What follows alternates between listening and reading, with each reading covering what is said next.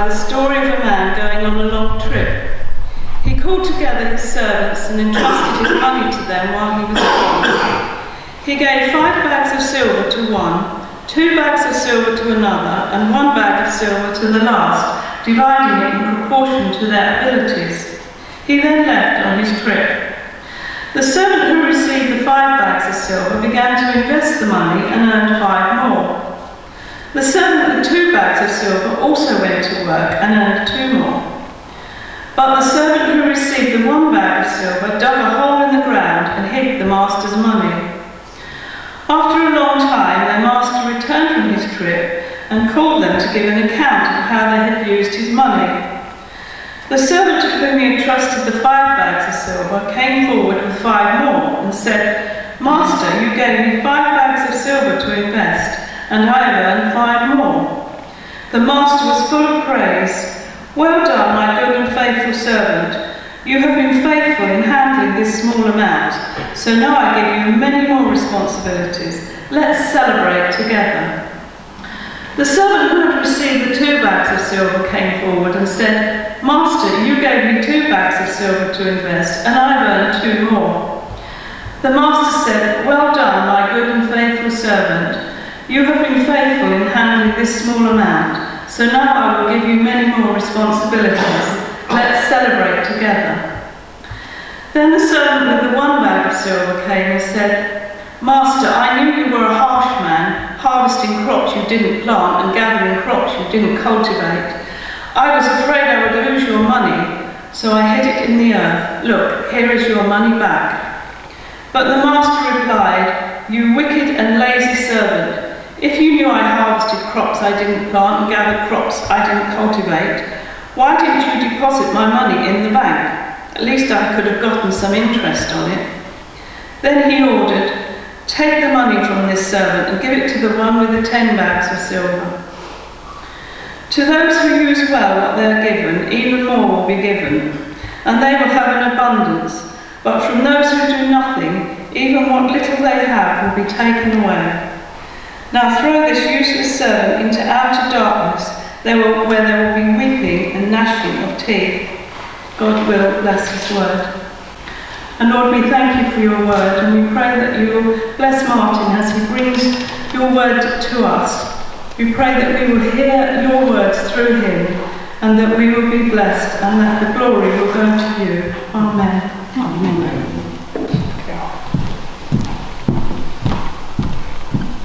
Good morning. Oh, that's not a good start, is it? Shall we try again? Good morning. Good morning. Those of you that have been preparing expectantly for this sermon will be feeling very puzzled at the moment, because you will see in the notice sheet the title of the sermon is The Parable of the Bags of Gold, and it's about joy. We had no gold mentioned, and the reading finished with a useless servant thrown into outer darkness where there's weeping and gnashing of teeth. So hopefully we'll be able to find out why there's a reference to some gold hidden away in that title. The title I didn't write, I accept no responsibility for that. But it does actually come from the NIV heading for that section. That's why and why we are thinking about joy when we read this passage. The New International Version does say bags of gold here. If you go back to the Authorised Version, we are talking about talents. And in the New Living Translation that we just heard, we've got bags of silver. So you can take your pick. We will come back to that in a minute. And there is a sort of reference to joy. Again, in the Authorised Version, let's celebrate together when the servant with the 5 bags of whatever hands over 10. The master says, "Well done, good and faithful servant. Let's celebrate together." Or the NIV, "Let's share happiness." Or you can share in my happiness, and the Authorised Version, you can share in my joy. So that's a very good link, because we've been looking at joyful, happy, celebratory passages in the Bible to try and get away from the doom and gloom of the last 18 months and find things to be happy about. And so celebrating together is good, exciting, and then it takes a left turn and the other servant comes along and ends up in outer darkness with weeping and gnashing of teeth. So hopefully some of you will go away joyful, and others will go away in trepidation, waiting for the outer darkness, we shall see. So to understand this passage, we need to put it into its context. It's in Matthew chapter 25, and Matthew chapter 25 follows Matthew chapter 24. It's a funny habit the Bible's got of doing it like that. Matthew 24, the disciples have come to Jesus and they've asked him about the end times. They say, what sign will signal your return and the end of the world? Your return after you've gone away? When will you come back? How will we know when you're coming back? How will we know the world is coming to an end? And Jesus in Matthew 24 is quite a long explanation about all the signs for the end of the world, all the things to look out for. And then he says nobody knows the hour or the day when these things will happen. Not even the angels in heaven or the Son himself. Only the Father knows.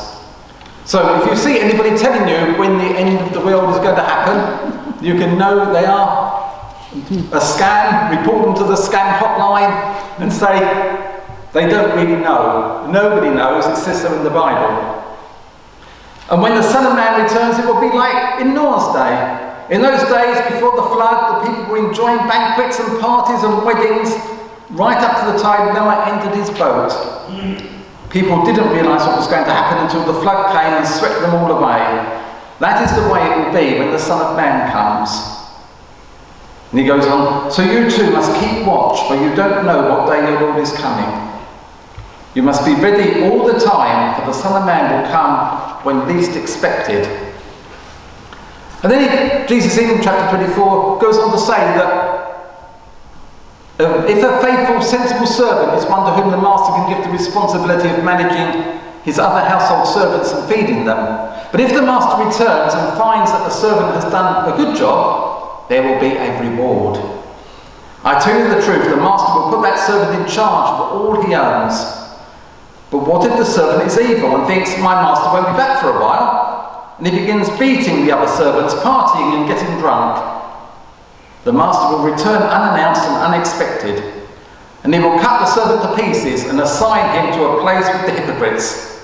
In that place there will be weeping and gnashing of teeth. The weeping and gnashing of teeth is being set up there at the end of chapter 24. And then Jesus gives some illustrations to help them understand that in chapter 25. And there are three of them. It begins with the parable of the 10 bridesmaids, which we're not studying today, but briefly, you've got 10 bridesmaids waiting for the return of the bridegroom. The bridegroom has come and he says, I'm now going to go away and get a place ready for myself and my bride to live, and I will return. And in good Jewish tradition, he doesn't tell them when he will return. They have to wait expectantly. Is he coming today? Is he coming tomorrow? Who knows? It's all exciting. And 5 of the bridesmaids are waiting day and night for the return of the bridegroom, and they are ready, they are prepared, they have oil in their lamps, and he comes in the dark, it won't catch them by surprise. And 5 of them are not really ready, but he's not going to come this evening. There's something good on telly, and let's watch EastEnders, and we can sort something out tomorrow.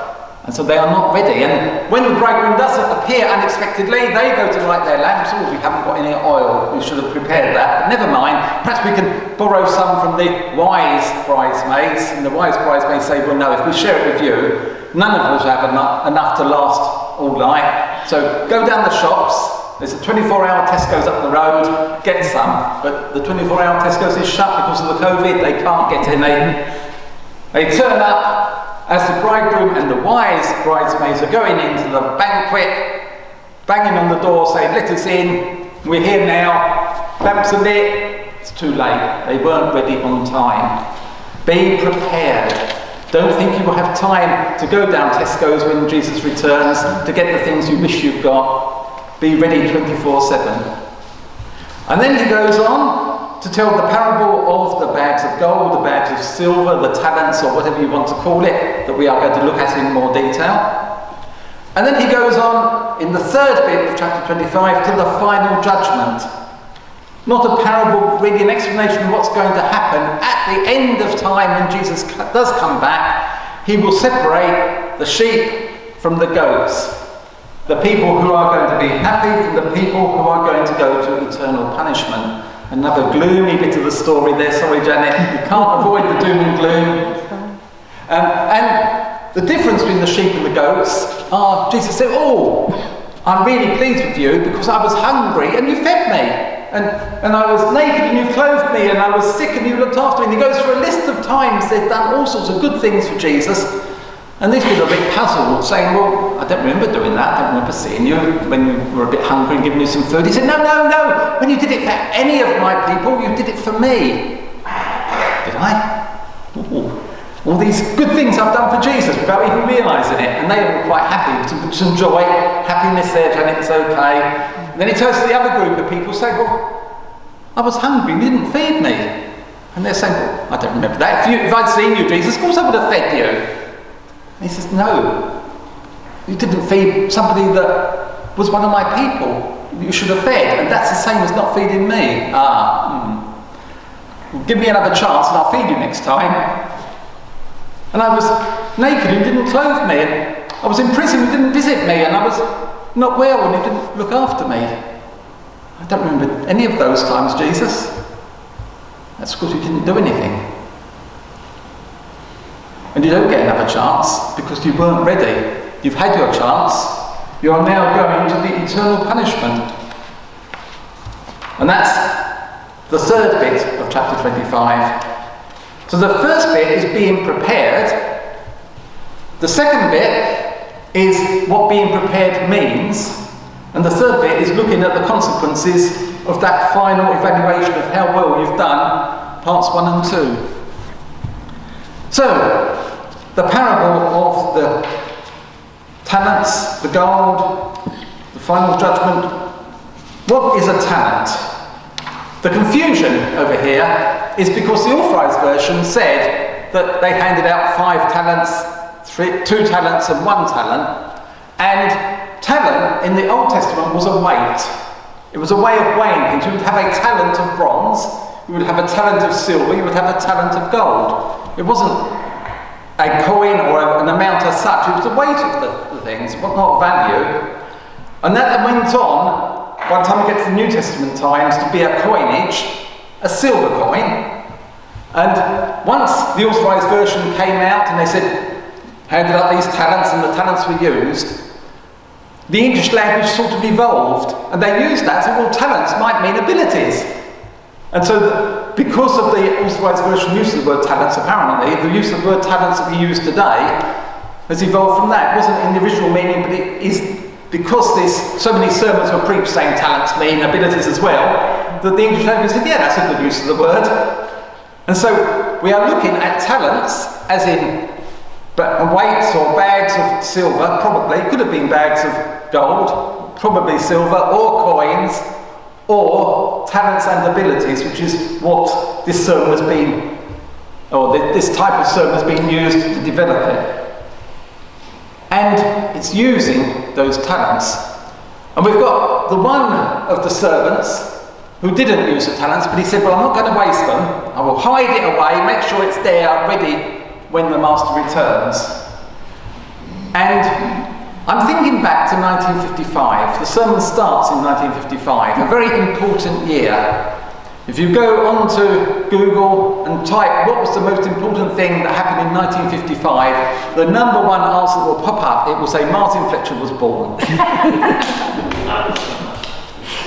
And if my mother had been entrusted with 1 talent on my day of my birth, that would have been worth £5,000. That's the current estimate of the talent of silver in today's value, £5,000. If she had then thought, well, Martin might need that in 2021, at the end of a pandemic, so I will bury that in the ground, and then in 2021 I'll leave him a little treasure map with an X on it, and he can go and dig it up. And I could dig up £5,000 and think, well, that's pretty good, £5,000, thanks mum. If my mum had put it in the bank in a inflation-proof fund that kept pace with inflation, that £5,000 would today be worth £144,565. And that's sort of the difference of the master saying, you've buried your £5,000 and given me £5,000 when I gave you £5,000 worth in 1955, or you've at least kept pace with inflation and you've returned to me £144,565. You haven't really done anything good, you've just kept pace with inflation, but it's better than losing £139,565. So what are the talents that I was given in 1955? I'm sorry to say that my mother did not bury 5,000. I'm even more sorry to say that she didn't open an investment account to keep pace with inflation on the day of my birth. But she did pass on through her genes various abilities and talents that I've inherited through her and from my father and from my family. But more importantly, I've also received gifts from God in my abilities, my health, the various things I'm able to do, the talents I've been able to use over the last 21 years, or thereabouts. And I've had time, I've had health, I've had abilities, I've had intellect, I've had fitness, I've had money and wealth, I've had wisdom. There could be a debate about that afterwards. I've had lots of talents, and the question that comes from this passage is, what have I done with them? That's the question that will be asked of me. And I've got a really good visual aid that I see quite regularly. It's a little plaque on Beth's wall. Beth is my granddaughter. Beth is the elder granddaughter. She's getting elderly by the minute. She has now left primary school and is on the verge of starting secondary school. So that's how time is going by. Beth is a gymnast. Beth is an enthusiastic gymnast. Beth identifies herself as a gymnast. And you may have been watching the Olympics and you've seen the pinnacle of gymnastics on the telly over the past couple of weeks. Gymnasts who are able to do all sorts of amazing things that look impossible and look really scary. Beth is not a gymnast of that ability, not yet, maybe never will be, but she is an enthusiastic gymnast. And she has a quote on her wall that she's turned into a poster from her coach. And that says, hard work beats talent when talent doesn't work. Hard work beats talent when talent doesn't work. And that plaque just seems to sum up this sermon. And it's something her coach said to her, because Beth is not a talented gymnast in that she's naturally flexible or with natural ability. She's had to work at it. And her coach has recognised that she has put in the work to be doing the things she can do. What she's doing by Olympic standards, she's now doing a dismount from the high bar that involves a back somersault. At the Olympics, you would have seen high bar dismounts that involve 3 twists and 25 somersaults, and they land. Hers is still the first somersault, but she's working and working. Every now and then I get videos from the training session showing me how she's just mastered a new move.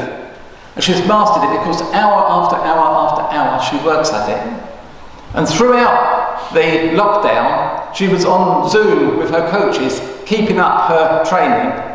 And when they came back after training, she found that lots of her colleagues had lost some of the moves they had before because they hadn't been working. And the hard work meant that she maintained her talent to a large extent. Certainly lost some of her strength because she wasn't doing everything. But if you keep working, your talent grows and grows. And in that area, as in perhaps every area of life, if you don't keep working, you lose your talent. You may have super duper splits, but you don't keep it up, and it just disappears. God takes away the talents if you aren't using them.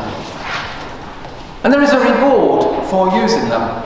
For Beth, it's the reward when she goes to a competition and gets a high score. For some people, it's a gold medal at the Olympics. There is a reward for our use of the talents that God gives us. And that reward is more work and more responsibility. Which, again, you were hoping for a nice, cheerful sermon, and some of you will think we've got more doom and gloom here.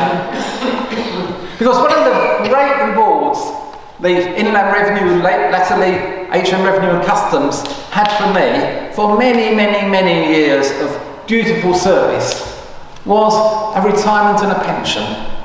And they said, well done, good and faithful servant. You can go and put your feet up and do some gardening and not have to work anymore, and we'll carry on and pay you some money every month. And they have. For the last few years, every month they've paid me some money. I have a reward. I can relax.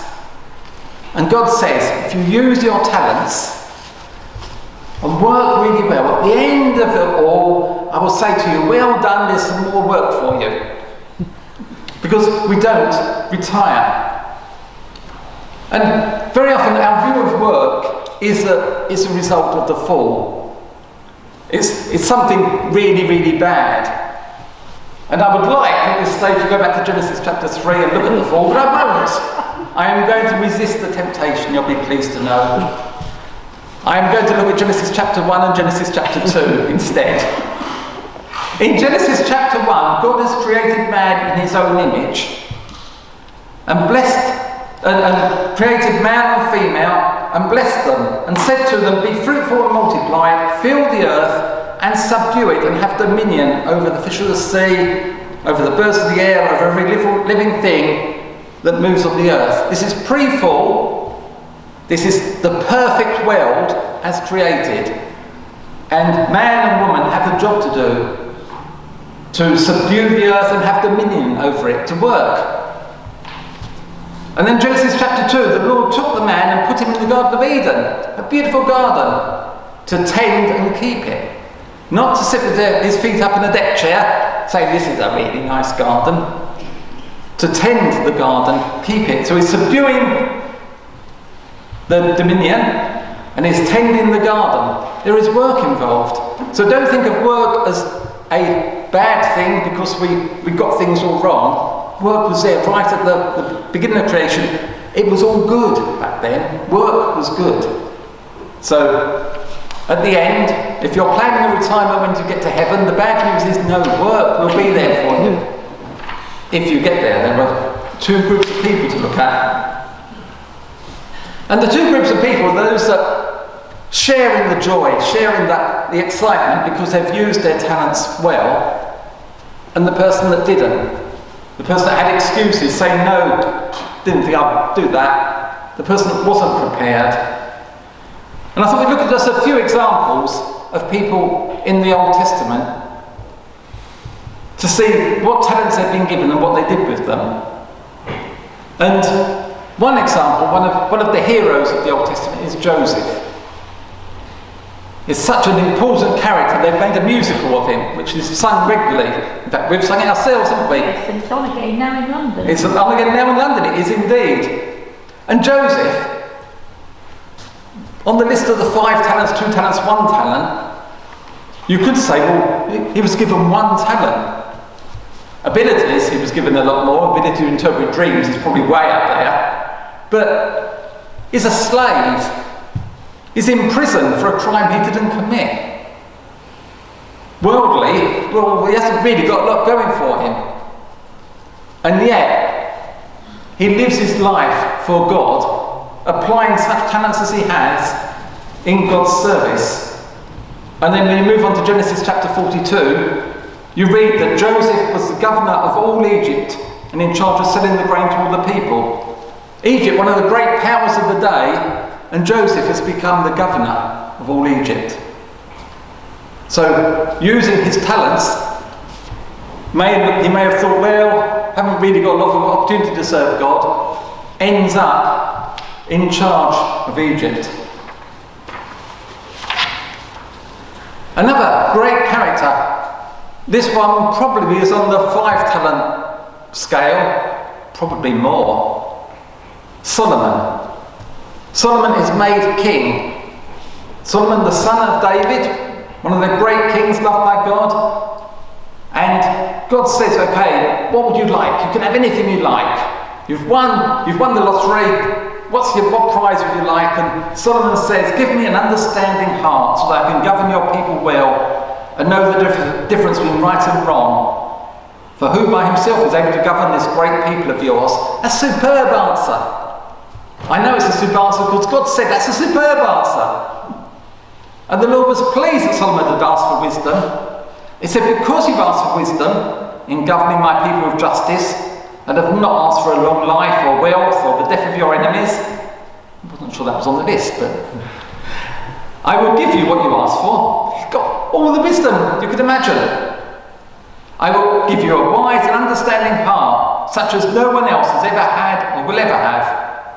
And I will also give you what you didn't ask for, riches and fame. No other king in all the world will be compared to you for the rest of your life.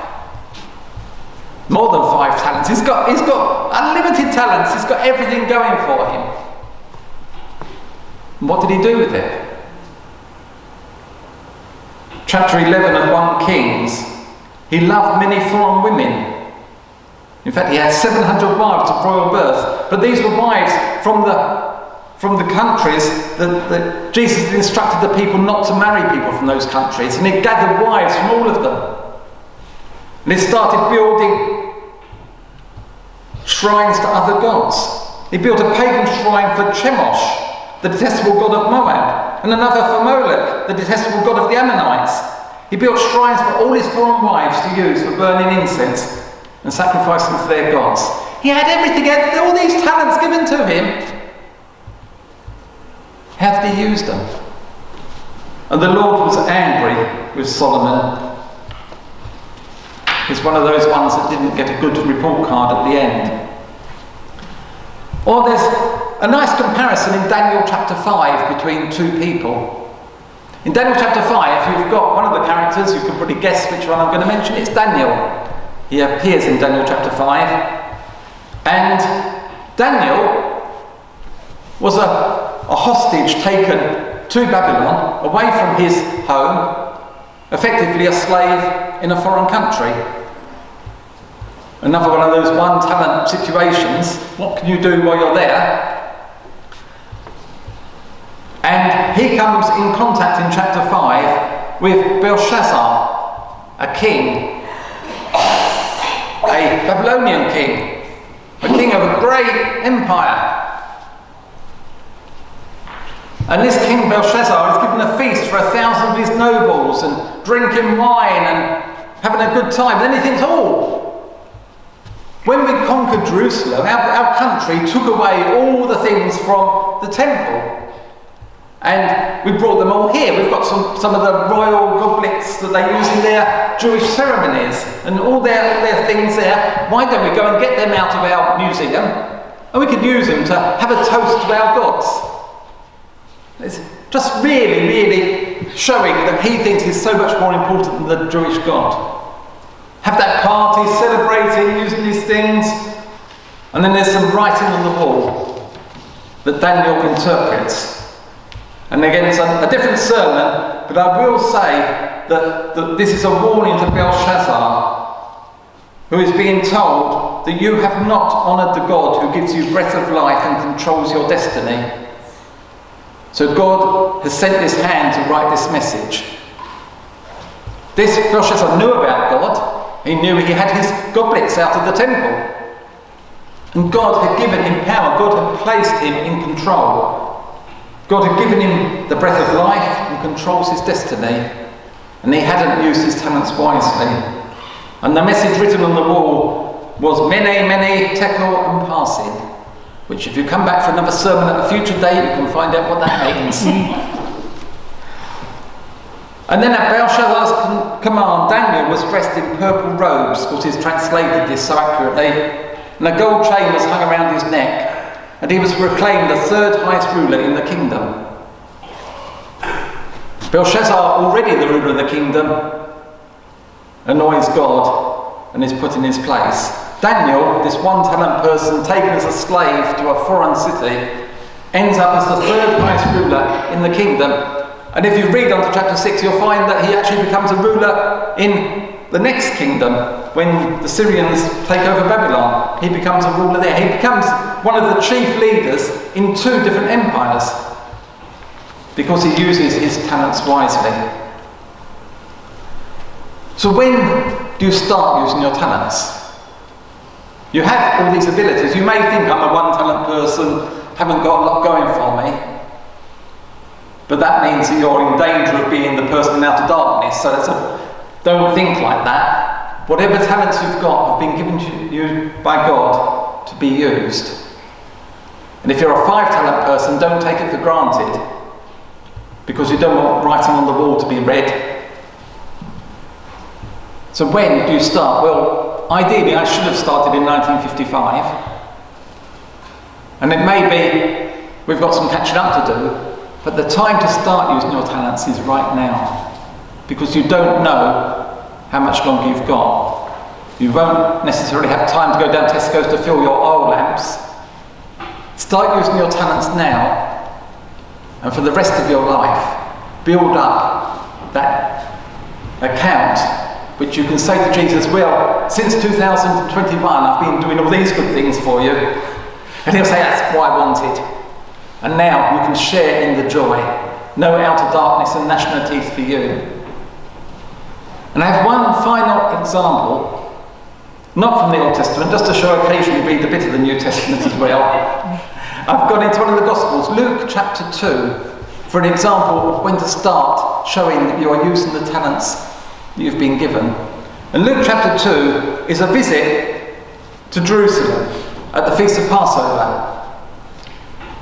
Every year at the Feast of Passover, this family went to Jerusalem. The 12th time this little boy had been there, a young man, I think in Jewish eyes now, and he goes to Jerusalem. Jesus has gone with his family, and on the way back they find that he's missing. And social services were phoned and said they haven't been taking care of their child very well. But they can't find him. They go back to Jerusalem. Mary and Joseph go back, and they find him in the temple talking to all the rabbis. And when they said, what are you doing? Why are you here? He says, why did you seek me? Did you not know that I must be about my Father's business? He recognised he had work to do. And even at the age of 12, I'm not saying that's when it started, but it's certainly been identified by the age of 12, he recognised he had these talents that he needed to develop, he needed to use, he needed to be about his Father's business. And for the next 5 years or so, he carried on being about his Father's business, using his talents, right up until the crucifixion, and I would suggest after the resurrection and ongoing. I'm not suggesting that Jesus has stopped using his talents at the time of the crucifixion, but he certainly started early, and there's that story there just to remind us that from the age of 12, he was not saying it's too early to start. I'm about my Father's business. And he was definitely about his Father's business in the run-up to the cross, because he recognised that he was following his Father's will then. So, anybody that's not 12 yet, you can wait till your 12th birthday if you want to. Anybody that's over 12 and thinks, well, I'm running up to retirement, there is no retirement. Sorry, that's the bad news. But recognise the things you've been given by God, whether it's ability, time, money, whatever it is, needs to be used for God from today onwards. Because you don't know when you will be held to account.